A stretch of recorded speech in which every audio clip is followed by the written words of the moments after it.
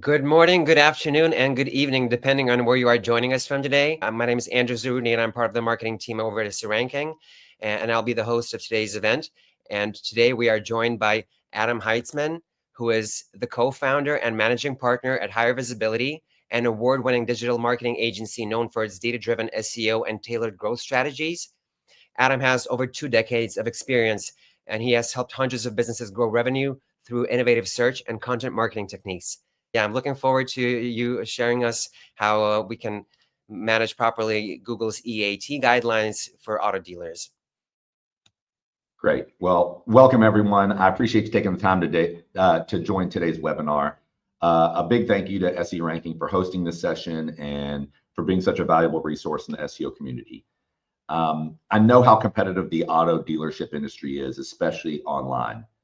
My goal today is to give you a clear understanding of how EAT, so experience, expertise, authoritativeness, and trust, can help you stand out, rank better, and attract more customers. A little about me before I hop into that. I'm Adam Heitzman, as referenced before, co-founder and managing partner of Higher Visibility. We've helped auto dealers and many other verticals and businesses across industries improve their online presence for the last 18 years.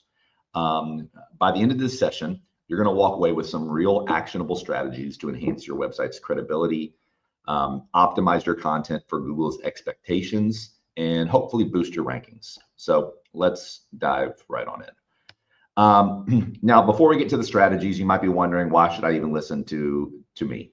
Fair question. I've been in SEO and digital marketing for nearly 2 decades, and over the years, my team and I have worked with numerous auto dealerships, helping them significantly increase their rankings and leads. I've also contributed to industry-leading platforms like Search Engine Land, Search Engine Ranking, and our agency has won multiple awards for SEO excellence. Just this past year, we were lucky enough to be awarded the 2024 Best Large SEO Agency through the Search Engine Land Awards. So to put it simply, we've seen firsthand what works and what doesn't. And today, I want to share these insights with you so that you can take control of your dealership's online success. Also, here's some of my socials, so please feel free to follow me. I share a lot of tips, information, how-tos particularly on LinkedIn. So let's talk about EAT and why it's so important for auto dealers. So if you've been in digital marketing for any time, you know SEO is incredibly competitive. Everyone's going after the same high intent keywords, like maybe best SUVs in 2025 and a buy car near me. But ranking for these terms isn't just about keywords anymore. It's about trust and credibility. So when you think about it, car buyers spend an average of over 14 hours researching online before stepping into a dealership. And this is based off a study recently by Cox Automotive. And so if Google isn't seeing your site as a trusted, credible source of information, they won't be able to send traffic your way, or they won't at all. So Google's evolved a lot. It's no longer just about stuffing keywords. It's about proving that you're a reliable, experienced source. And that's what EAT helps you do. So you might be wondering, how does Google determine trust and credibility? Well, they have these search quality rater guidelines. It's a document used by real people that Google hires, third-party individuals that have to go through an extensive process to apply and go through testing. And these individuals, they're called search quality raters. They manually review web pages and assess quality. And it's a publicly visible document. Actual, you can click here and you can just see this is the document. It's publicly accessible. Anybody can find it. I've actually provided a link to it right directly here. The terminology EAT is actually mentioned over 121 times in this document. which tells you just how important this concept is. So now these guidelines don't directly affect rankings, but they shape how Google's algorithm evaluates sites. So if we understand what Google considers high quality content, we can align our websites with those standards and theoretically improve our rankings. So think of EAT like your business's online reputation. The stronger it is, the more trust you gain from both Google and potential customers. So let's break down what EAT actually stands for, EEAT. So experience. Are you actually selling, servicing, or reviewing vehicles? Does your content reflect hands-on knowledge? Expertise. Are you or your staff credible experts in the industry? Do your blog posts, service pages, FAQs showcase deep industry knowledge? From an authority standpoint, do others recognize your dealership as a reliable source? Do you have backlinks from industry leaders, manufacturer sites, or even media mentions? Trust. This is critical. Google needs to see your website as a safe and reliable source. That means clear contact info, transparent pricing, that your website's secure, and it has real customer reviews. And so when you combine all of these elements and all these elements are strong, Google can see that your dealership is a trusted business, and that's what helps you perform better in search.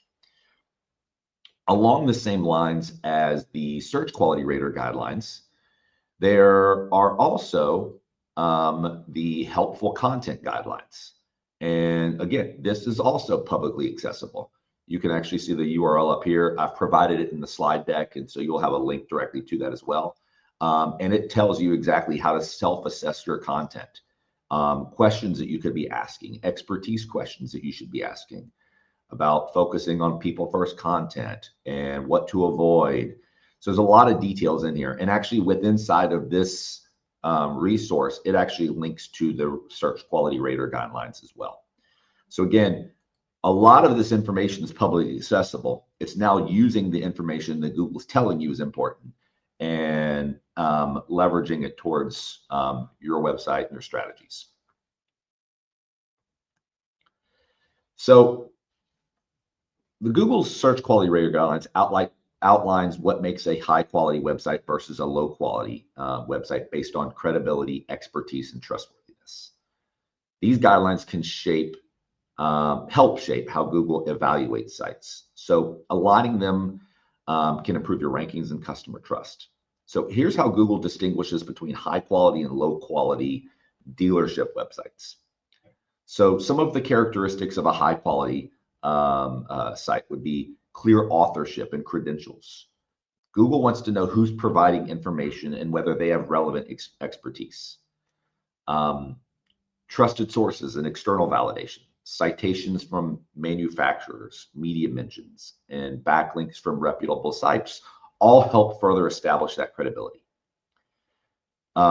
Original, experience-driven content. So like firsthand insights, like maybe test drive reviews, service tips, customer stories. Those all signal real-world expertise that Google values. And I understand that particularly as it relates to dealerships, a lot of the information sometimes is provided directly from the manufacturer. And I understand that you have to specifically reference some of that information. So what you really want to do is make sure that you're taking that and then adding some of that original firsthand experience to some of these pages where applicable. Some of the low quality characteristics that we're talking about are where there's no identifiable author or expertise. So if a site lacks author bios or industry credentials, Google can see it as less trustworthy. Generic content with no unique insights.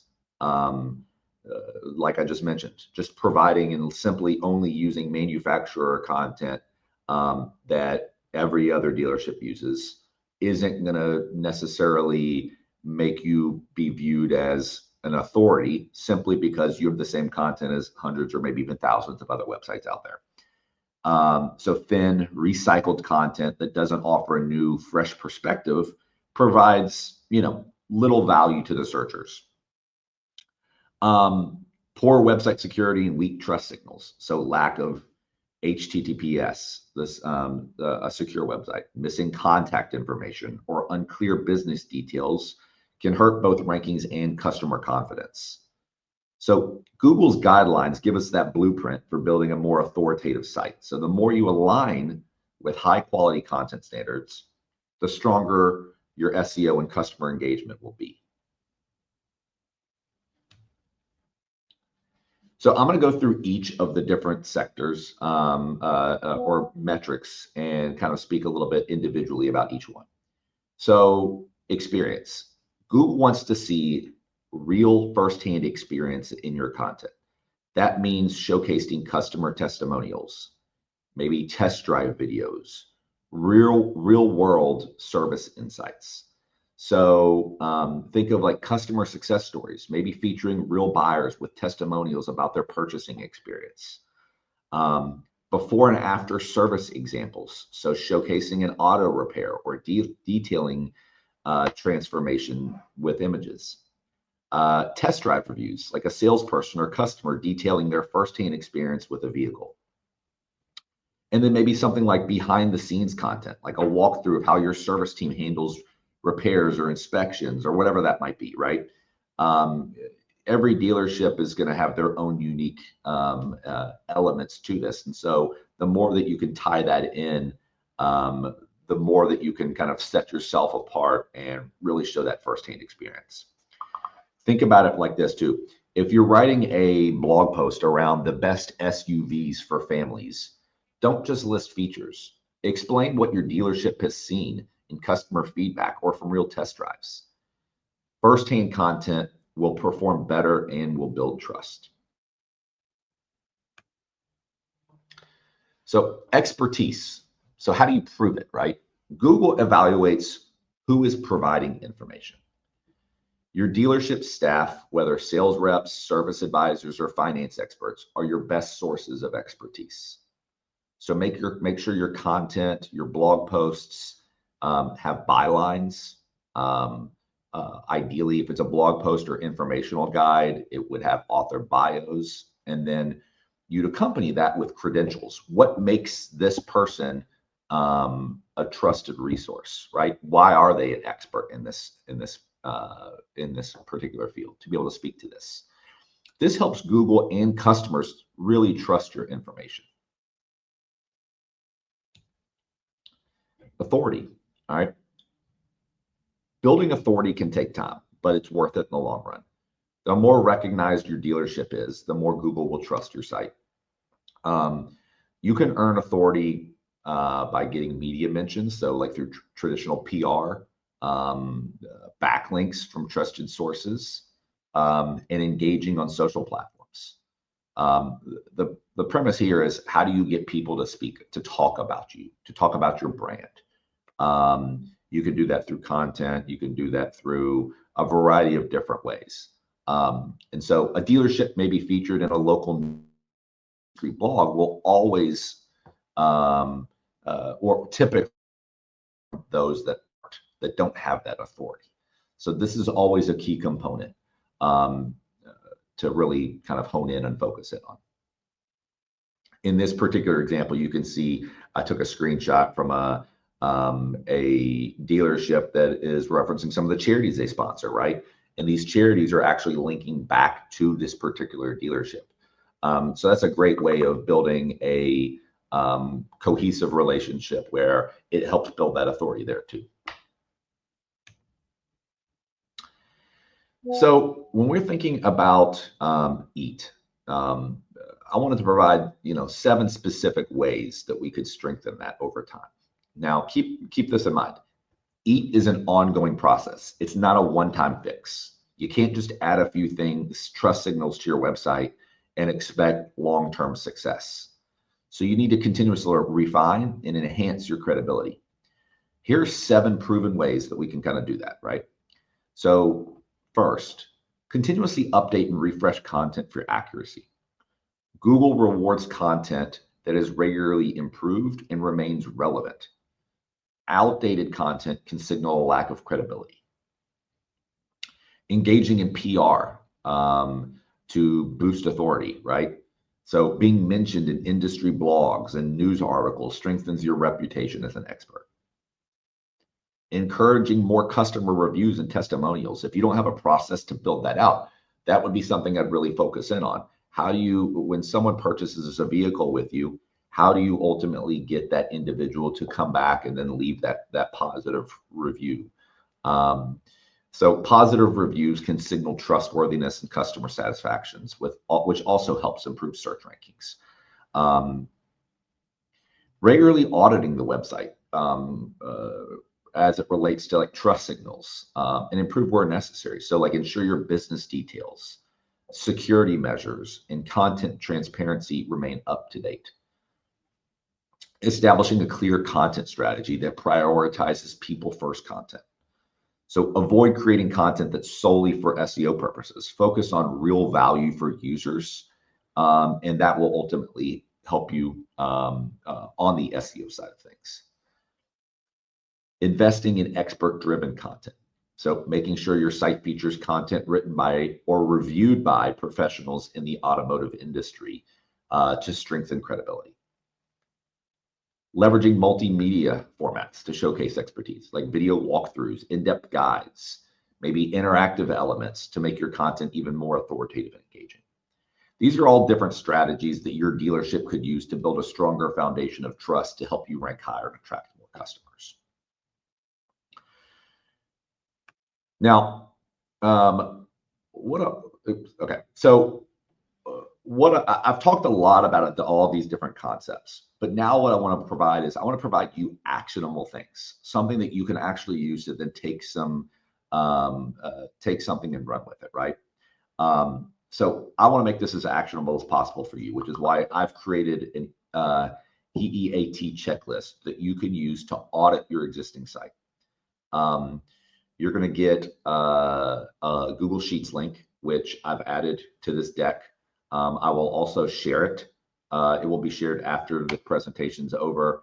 Also, if you want to connect with me on LinkedIn or on X, I'd be happy to share a direct link to the checklist there as well. But it is listed here. It might be hard to see it right now. But I will, like I said, I will share that here in a few minutes, and I'll share it here in the comments as soon as I'm done here. But what I want to do is I want to talk you through of maybe how to go about using it. So here is the checklist, and you're going to notice there's multiple tabs here at the bottom. So essentially what we're going to do is go into each subsection. So you can customize this. I just threw our agency domain in here for now. And it's a pretty detailed checklist. I've already pre-configured everything to show you what attributes that everything's associated with. But essentially, this is where you're going to go through both brand level, content level, and author level signals in each of these individual tabs. And what you can do is you can rate each item using the different, a couple of different signals, whether it needs work, whether it's fully demonstrated, whether it's missing or not relevant at all. And ultimately, by having this on these different components, you can then create an action plan to improve those weak areas. In fact, once you go through and you update these, what it will do on this last slide is actually provide kind of a scoring ranking to help you assess that as well. So this is just an actionable takeaway, something that you can use on your own as a guide to kind of help you further improve this and hopefully help improve boosting credibility and rankings. To take it one step even further, I have also provided, let me hop back here. Let me talk a little bit about this. So analyzing and improving a website's EAT signals can be very time consuming, especially when done manually. That's why I've gone ahead and built 4 custom GPTs tailored specifically for auto dealers. These tools will help you assess and enhance your site's experience, authority, expertise, and trust in a fraction of the time. Um, Now, how these work, let me kind of talk a little bit about that. Each of these GPTs is designed to evaluate a specific part of your website, following Google Search Quality Rater guidelines and helpful content guidelines. Those are the two knowledge-based components that I've used on each of these four. They analyze key trust signals, they highlight areas that need improvement, and they provide actionable recommendations. So the four custom GPTs, we've got the homepage EAT content analyzer. So it'll review your homepage to ensure it demonstrates credibility, industry expertise, and trust signals. We've got an individual blog post or informational page content analyzer. And so this will analyze um, more information or blog content to ensure it's experience driven, well cited, and meets Google's quality standards. I've also added one for like an inventory or vehicle listing content analyzer. So this will assess vehicle listing pages for transparency, helpful descriptions, and trust elements. And then last but not least, a vehicle detail page EAT content analyzer. So this will analyze individual vehicle detail pages to ensure they contain the right mix of experience, expertise, and clear information for buyers. So the only comment I have on this is that in order to actually leverage and use these, you would, unfortunately, if you don't have one, you would need a paid ChatGPT account to use them. But it's as simple as, and I'll show you a quick example here. It's as simple as entering your URL or copying and pasting the content from your page into that specific GPT that you want analyzed. Now, if you have a page that is heavy in JavaScript, it might be better for you to copy and paste that versus just putting your URL in. Just because sometimes, depending on these platforms, they're not going to actually be able to access and view that information or extract that JavaScript information. But once you enter that information, you're going to get instant feedback. So each GPT will flag strengths, weaknesses, and provide recommendations. You can then implement the fixes, right? So you can use the suggestions to refine your content, improve trust signals, and strengthen SEO. And so ultimately, these tools will help simplify the optimization process. It'll help guide you to enhance your website's credibility and rank higher. So instead of manually auditing each page, you can quickly identify weak areas with kind of AI-powered insights. So I wanted to provide actionable takeaways, regardless of whether you had a paid account or you did not, whether it was a checklist or not. And so I'm just going to quickly walk you through one quick example that I had previously run. I threw in a URL for a homepage of a dealership, and it went through, it scanned the website, and it provided details based off of the criteria and knowledge that I had already fed it. So it'll provide a first impression, user navigation, brand trust. It'll provide context on SEO, CTAs, and then it'll provide suggestions on some of these components. And so you can do this for any of your websites and for leveraging any of those GPTs. So please feel free to use that. Like I said, that will be shared with you in the presentation after this.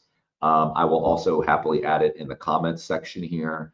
And then if you connect with me on LinkedIn, then I will share it that way as well. Yeah, thanks a lot, Adam. I'm just blown away by the amount of value you brought. Just the checklist. I'm just thinking right now, just starting my own auto dealership because you just gave me everything. Well, To you know start. what? I feel like when I'm involved, whether I'm listening to a speaker or I'm on a webinar, I want to make sure that I'm able to not just learn something, but actually have something that I can take with me. And at least that's how I am. I want something to be able to take action from, right? And so that's the purpose of I wanted to kind of provide everybody today.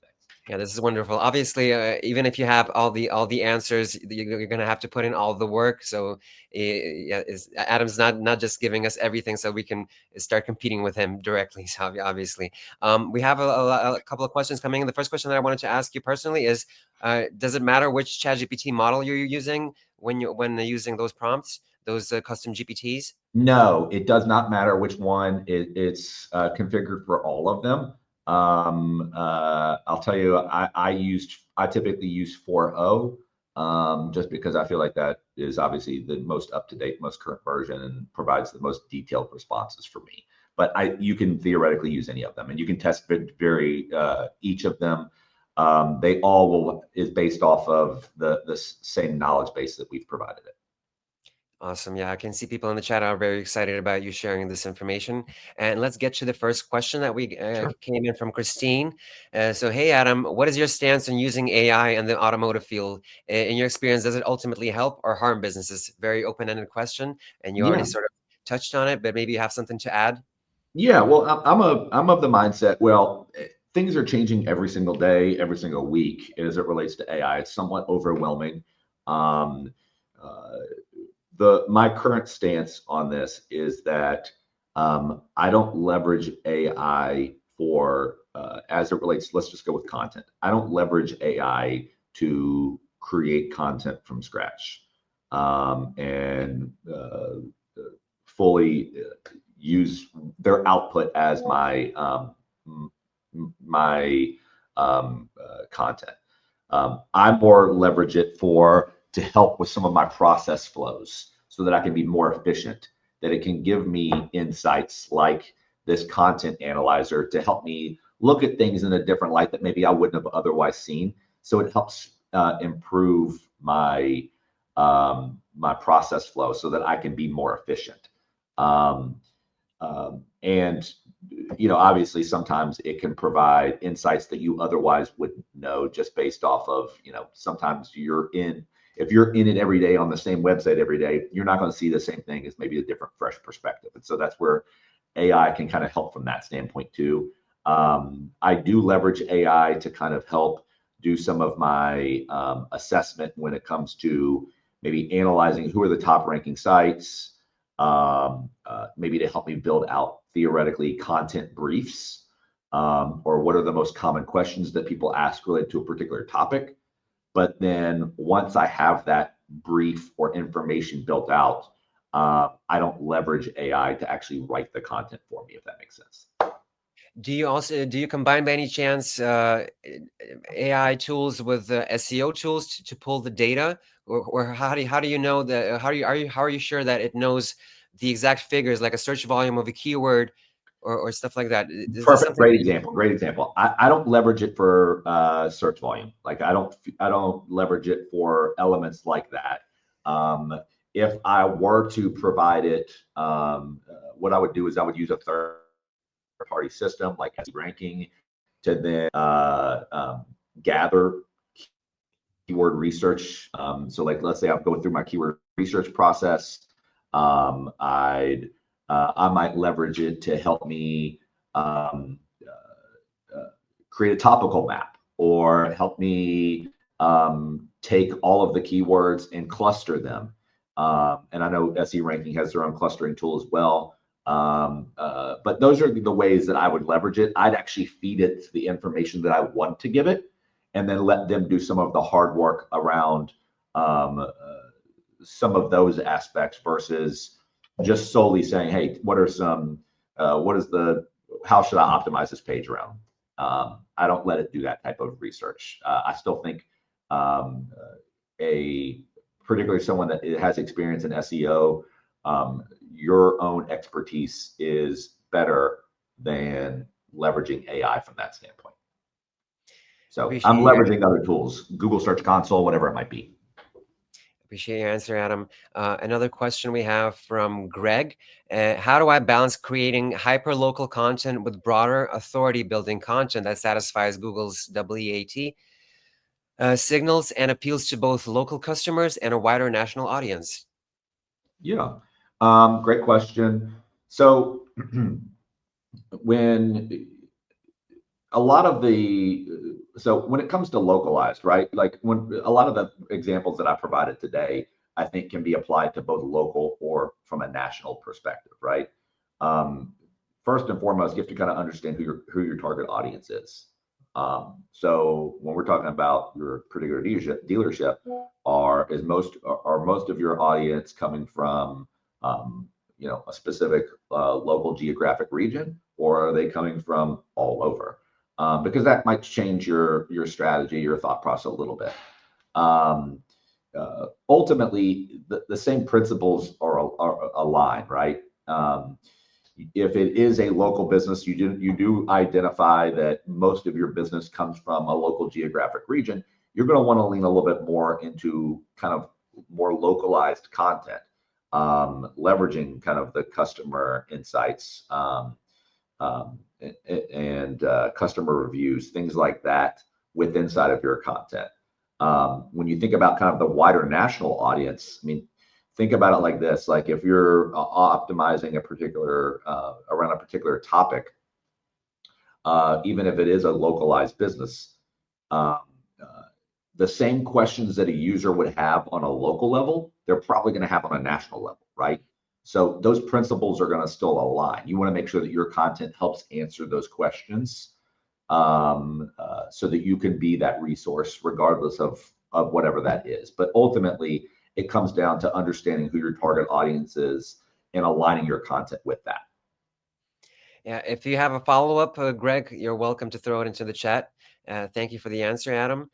We have another question from Marisol. How much do site speed, security, and structured data impact EAT? What key factors should I watch out for? And how can I proactively optimize them to improve the user experience and strengthen trust signals for Google? Yeah, absolutely. I mean, I guess again, EAT by itself is not an individualized ranking factor, right? Um, and so I want to make sure that that's kind of clear. However, when you think about site speed, security, and I mentioned security several times within this process too. Site speed, it provides a better user experience. And so because it provides a better user experience, same with security, right? Then it's innately going to make your website more trusted. Um, and so from that standpoint, there's an alignment there.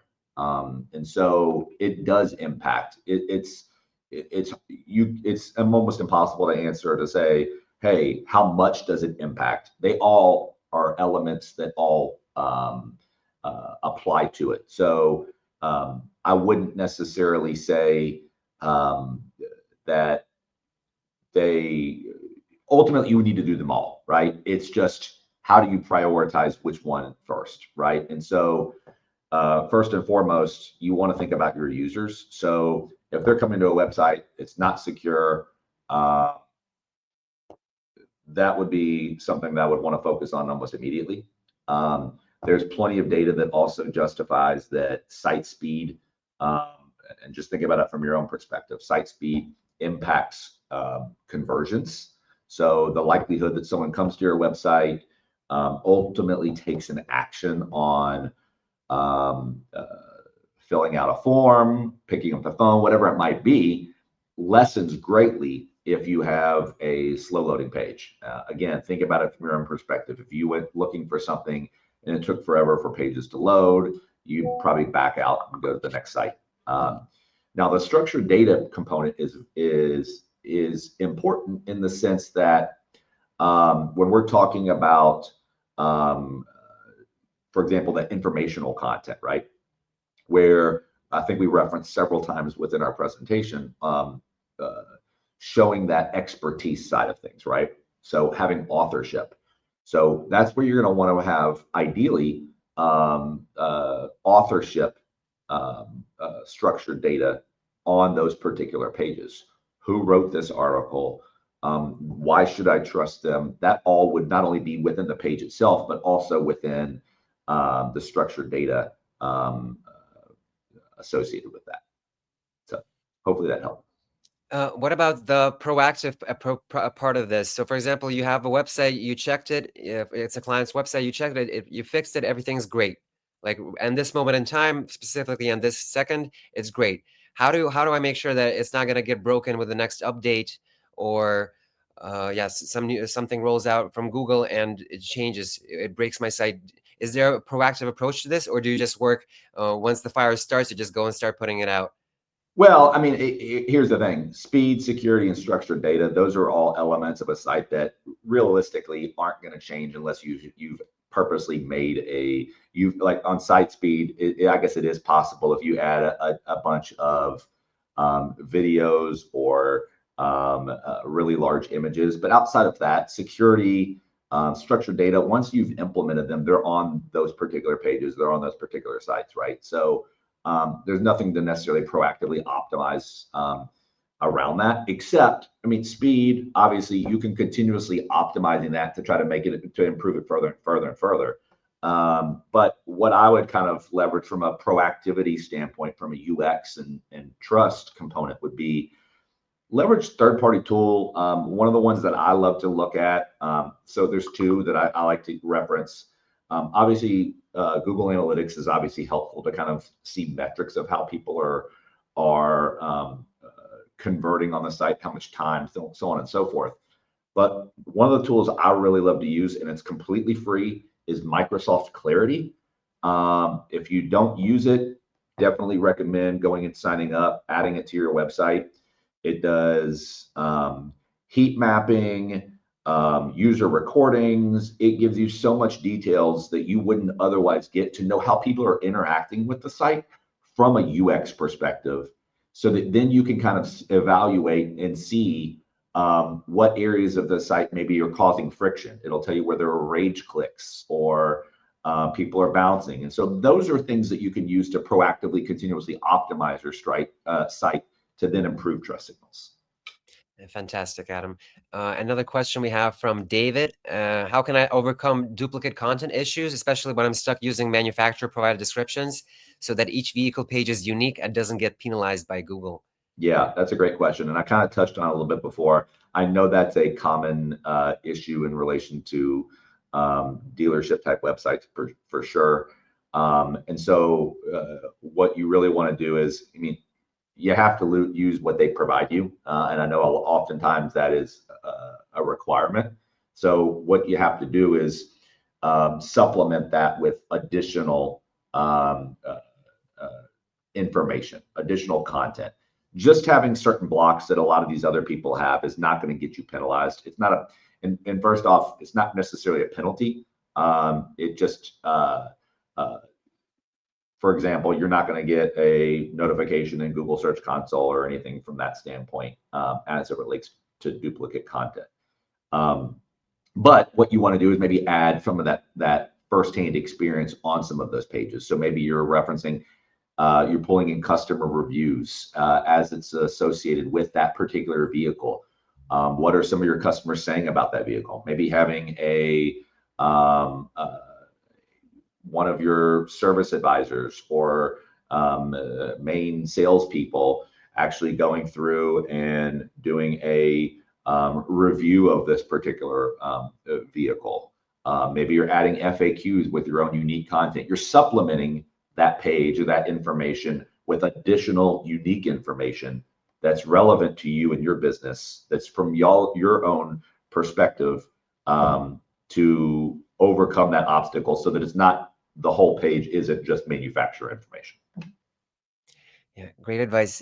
Thank you, Adam. And we have another question, and I just want to remind our audience that if you have anything to ask Adam, this is a great opportunity because this is the last question that we have right now in the chat. So it's from Amanda. Could you share some examples of how I can successfully integrate firsthand customer testimonials or case studies into the digital strategy? Yeah, I'm assuming when you say digital strategy, like the big picture. I mean, so I don't have any examples obviously in front of me, but obviously first and foremost, I mean, the way I would reference this is, do you currently have a process in place as it relates to customer testimonials? do you currently have a process in place? And this is where I think most businesses, they want to add it to the site, but they don't have a process in place to gather them first.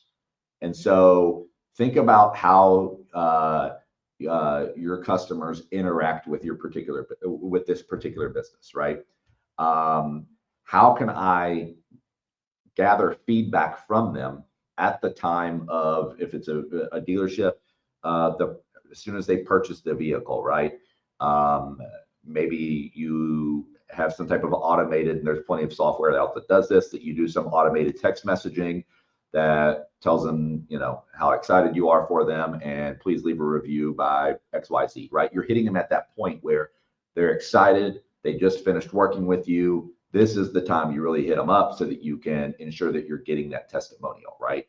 And so you have to have that process in place first. And then as you get more of that, then you can then leverage that in a lot of different ways. You can leverage that through not only by displaying customer testimonials to help build that that trust signal, but one of the things I love to do is actually taking customer testimonials and actually leveraging that as some of my headlines. So if someone has said something great about me or my dealership, guess what? It's not just me saying about me, it's someone else specifically said that about me. And I leverage that as headlines.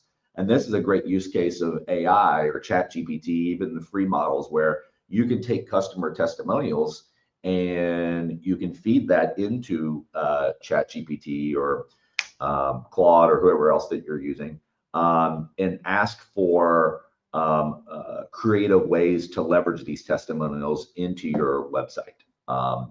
And so those are some ways that I would kind of leverage that. Great advice, Adam. I personally have a question. Could you maybe paint a picture of two different scenarios of how you can become? I realize that this is the topic of our whole webinar, become an expert. But like with regard to the expertise part from the WEAT, what is like I don't know. Maybe I can, for example, I don't know if I do something like study a language. I have a diploma, a master's diploma in this language. I can put it up somewhere, and that proves that I'm an expert. What about car auto? What about like auto dealerships? Is there some way that you can just instantaneously prove that you're an expert, or do you have to go through this process of every day showing up, writing stuff, showing that you really know what you're talking about? So I would just like for you to address these two scenarios. Like, for example, you really are an expert and you just decided to go online at this moment, and Yeah. you're not an expert, you want to become one. How much work does it need to go into it? Maybe you can talk about your experience. Just I'd be happy to know about this. Yeah. Um, if you are an expert, right? An expert, the term expert, and some of this is subjectiveness, right? So our job is to help validate and prove why I am an expert to Google and their algorithms, right? So if you are someone that has been, let's just say, a service advisor for 20 years, right? Well, guess what? Let's add that individual to your website. Let's talk about their background, their bio, right? What have they done? Talk about their history. Maybe they haven't always been at your dealership. Maybe they've been at other places. Most service advisors, I'm fairly certain, go through certifications. They have to get tested. They have to go through different things to be validated, right? So referencing those. If they are active, like on social profiles, linking to those social profiles where they're talking about some of those things relevant to their expertise, linking to their LinkedIn profile that again validates that they are. If they've ever been mentioned on any other websites or in the press or anything associated with that, that all lives in this bio in theory, right? And they're all relevant sources to help you link back to kind of validate your space. Now, ultimately, it's a good and a bad thing, right? Where it's one thing to have 20 years experience, but there's another piece of this whole spectrum too. It's Google does have recency bias, right? So just because I have past history, but they also want to see, well, what are you doing now around that? So that's where being, even if you have that past experience, at least you have that to kind of lean off of, and you can kind of build out that bio, linking out to those credible resources, making sure that your structured data references all of those components. But then you also have to be active, right? You have to ideally post on social, ideally reference, be mentioned in other sources, or try to be show up in other sources that might be referencing you. So there's a lot of there's two aspects to it. It's validating that what you are, and then ultimately building yourself up to it. Almost anybody in some capacity here has gone through some training, some validation, some certification at some point in their career, I would almost imagine. So reference that, right? Then obviously continue working towards it. Yeah, thank you. I realized that I just asked you to basically summarize the entire webinar in a like a sound bite answer. I appreciate you doing this. I want to thank everybody for joining. I want to thank Adam one more time for taking the time to be here, and I'm wishing Higher Visibility to get even more awards, and to looking forward to talking to you in the future, maybe in a podcast or different format. Once again, thank you, and have a great day, Adam, and Thank everybody you. else. Appreciate your time.